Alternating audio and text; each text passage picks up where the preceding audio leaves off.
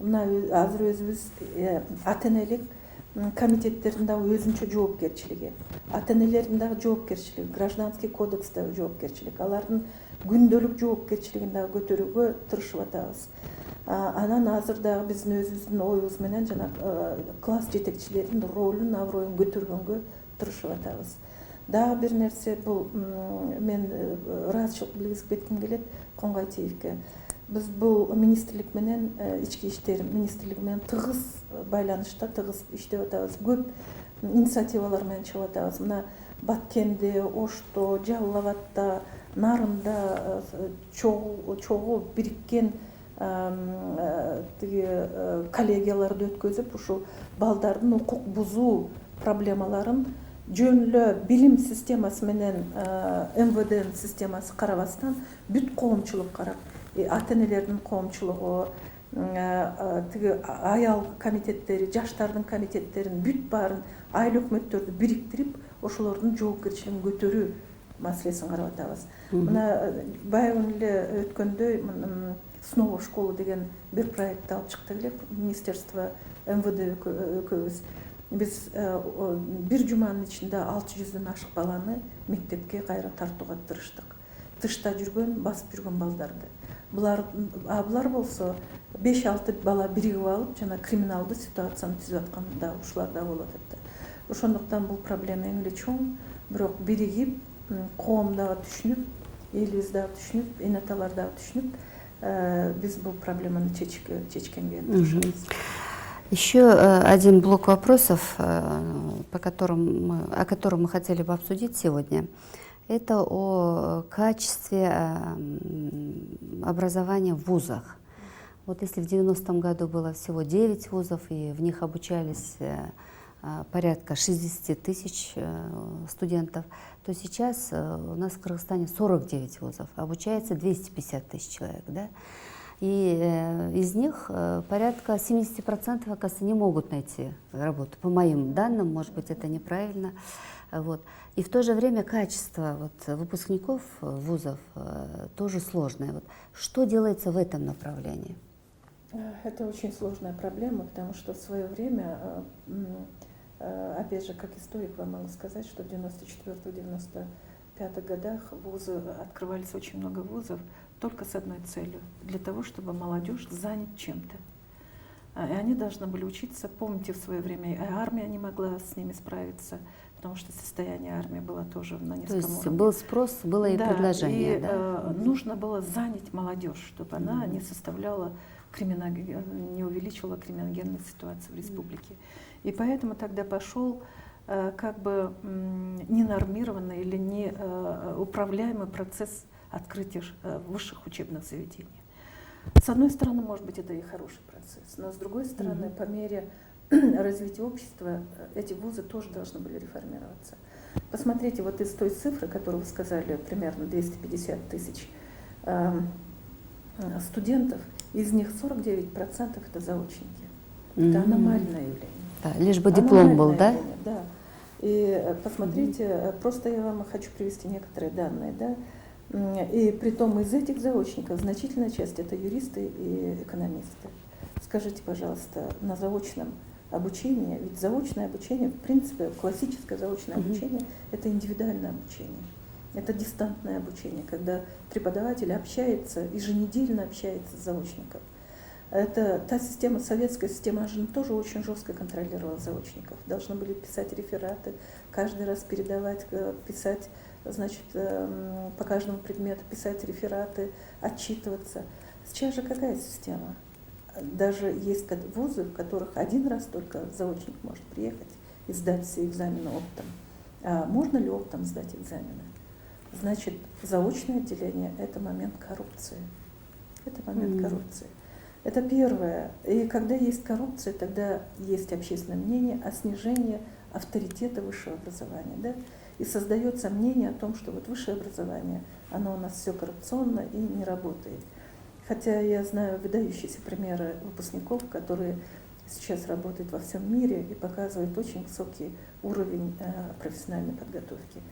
Мы недавно провели, значит, подготовку, проверку некоторых вузов на прием, на предмет приема на первые курсы.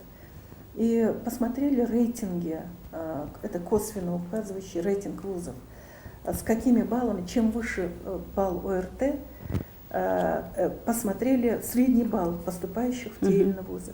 И оказалось, что наш, например, национальный университет, национальный, которым мы должны гордиться, который должен флагманом, да. лидером национальной системы образования, он стоит на 9-м месте. Он стоит на 9-м месте. То есть, значит, многие вузы вместо того, чтобы смотреть за качеством образования, за авторитетом, за престижностью собственного диплома, диплома национального образца, они занялись просто перепроизводством для того, чтобы просто студенты шли, платили и дальше не думали о качестве. И в этом отношении мы будем жестко вести замеры, жестко будем вести борьбу, жестко, потому что мы для себя выяснили, какие направления возможной коррупции есть в высших учебных заведениях. Это более 6. И по всем этим 6 направлениям мы будем жестко вести работу. И вот начало этой антикоррупционной борьбы – это проверки наших высших учебных заведений и освобождение ряда ректоров от занимаемой должности.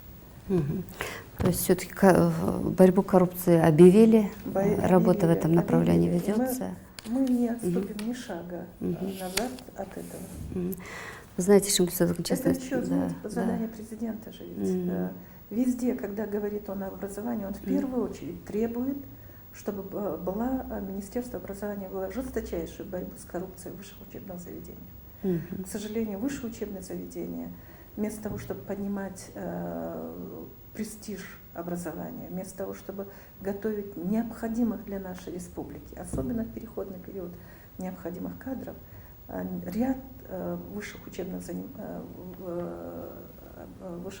заведений, там процветает коррупция. И с этим мы будем бороться. Да. Я надеюсь, что и средства массовой информации нам тоже будут на нашей стороне. Да, естественно. Как раз средства массовой информации, одна из главных миссий – это бороться с коррупцией. Вы знаете, достаточно очень много вопросов, у меня просто глаза разбегаются, какой из них задать. Но вот было много вопросов по будущему тестированию. Не могли бы вот пролить свет на эту проблему?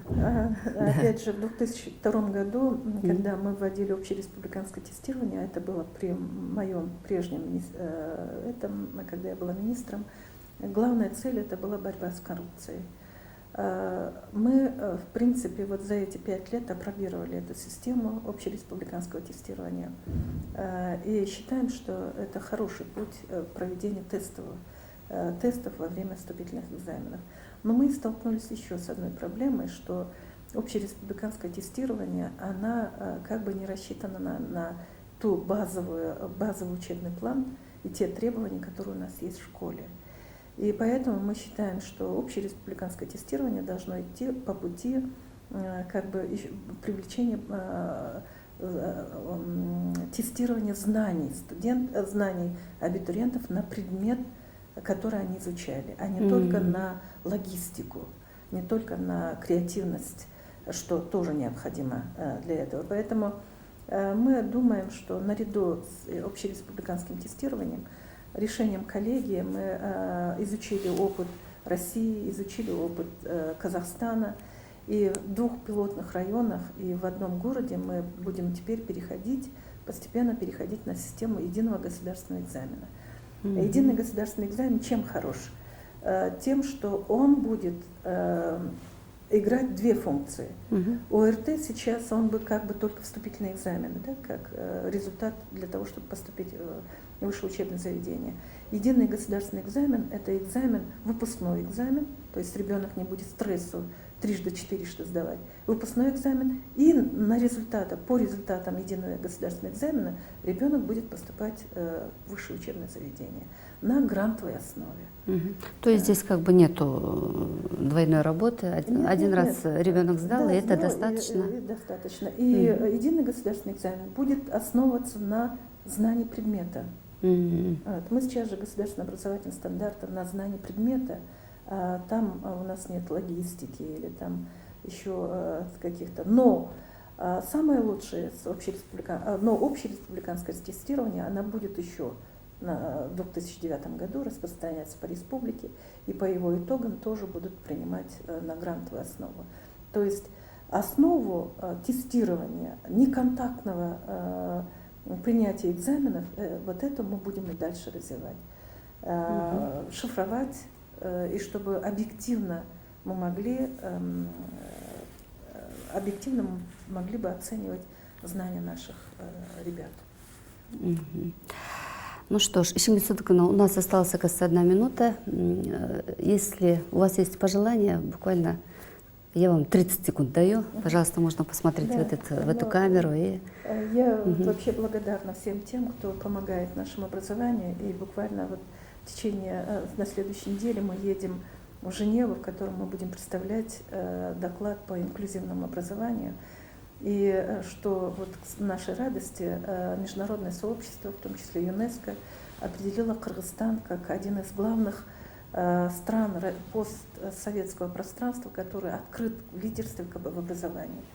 Мы четко поддерживаем международную программу образования для взрослых, гендерное равенство в образовании, привлечение социальных слоев к качественному образованию, доступность образования, привлечение наших детей с особыми нуждами к образованию. То есть целый комплекс вопросов, которые мы сами, когда внутри образования, не замечаем, и кажется, что все плохо, плохо, плохо.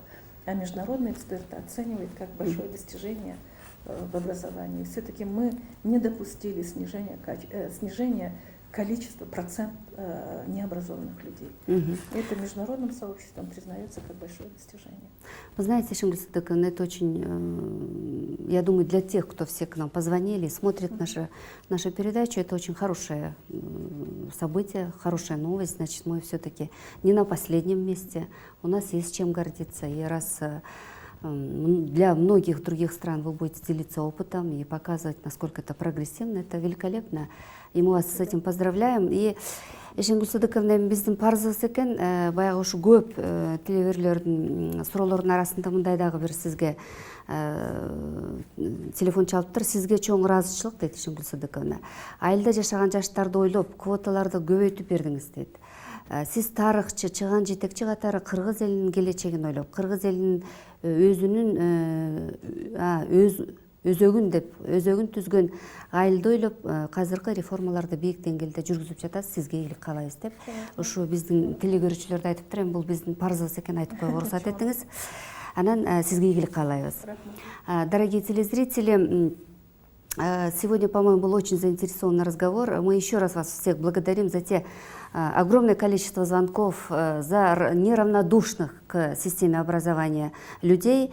И в следующей нашей телепередаче мы с вами встретимся с председателем счетной палаты господином Кайыпкуловым и будем говорить о государственном аудите. Пожалуйста, звоните нам по телефону 66 42 13, и мы готовы прислушаться и ответить на ваши вопросы. До свидания, до встречи в следующий вторник.